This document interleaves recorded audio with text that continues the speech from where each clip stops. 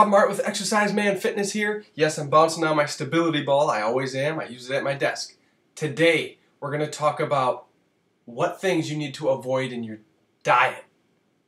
Avoid these 8 things in your food, which means, yes, you're going to have to avoid that food that has that ingredient in it. All right, number 1, talking about partially hydrogenated oils. You really need to read the ingredient lists when you're looking at food because the FDA allows them to still put this in your food. Even if it says 0 trans fats, it can still have partially hydrogenated oil up to a half a gram. So 0.49 grams, it can still be in your food. So be prepared to read the ingredient lists because this stuff clogs your arteries and you do not want it in your food. Number 2, BHA. What does this do? Why do they put this in? They do because this helps oils stay better in food. So food that has oils, they put BHA in it to help preserve the oil. Interesting, we're going back to the FDA again. They allow this in our products, even though it causes cancer in rodents in their, they call it like a pre-stomach. So they have a stomach before their stomach. And in that first one, they get cancer because of this. But the FDA, because we don't have the pre-stomach, doesn't take it off the shelves or doesn't put a ban on it. Interesting, right? And it's in cereals. So be very careful. Read food labels. You do not want BHA in anything. Number 3, sugar. Too much sugar wrecks your body's harmony.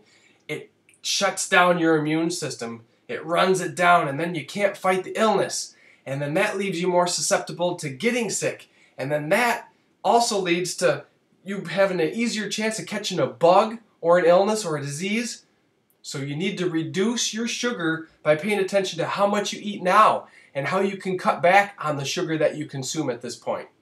Read the labels. It's so important. Another thing, number 4, food dyes. Wow, who thought that a coloring could cause things to happen? It can cause your children to be hyperactive.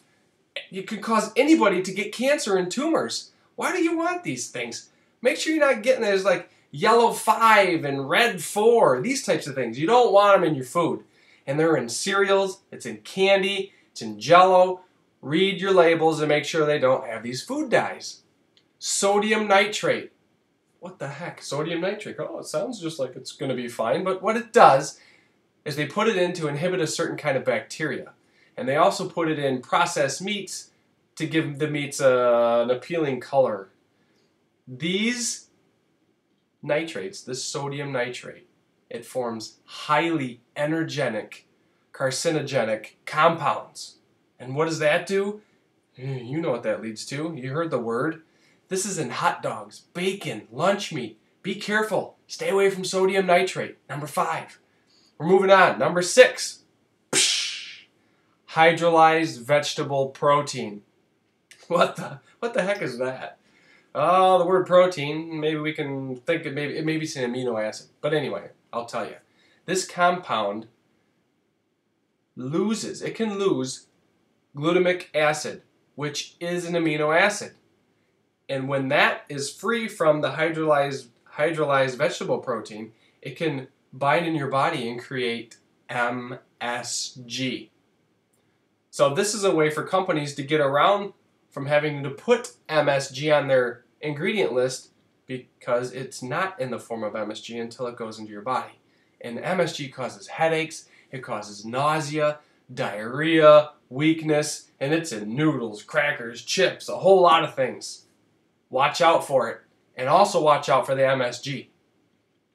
Caramel color. Huh. You know, it would be fine if they just used it the way they used to make it. I think with just water and something else.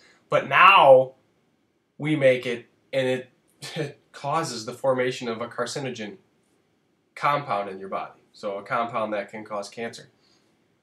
If you drink a lot of pop, this is going to increase your risk astronomically of getting cancer. So be careful with the pop. Especially if it has the caramel color in it. Caramel, whatever. Don't drink the pop.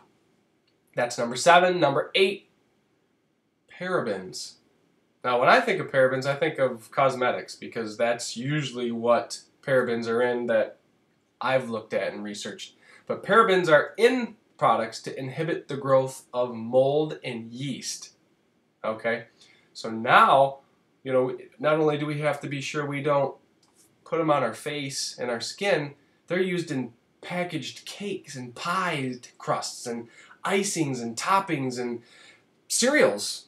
So that a lot of things contain these parabens. So look for that. You don't want parabens in your products. Not good. Bottom line, you have a choice. It's easy to not eat this stuff. You just have to pick it up and go, oh my gosh, it's got this thing he said in it, and I shouldn't get this because it's not going to be good for me. Don't say, it won't hurt me. Because compounded over time, after you repetitively consume this stuff, this is going to catch up to you.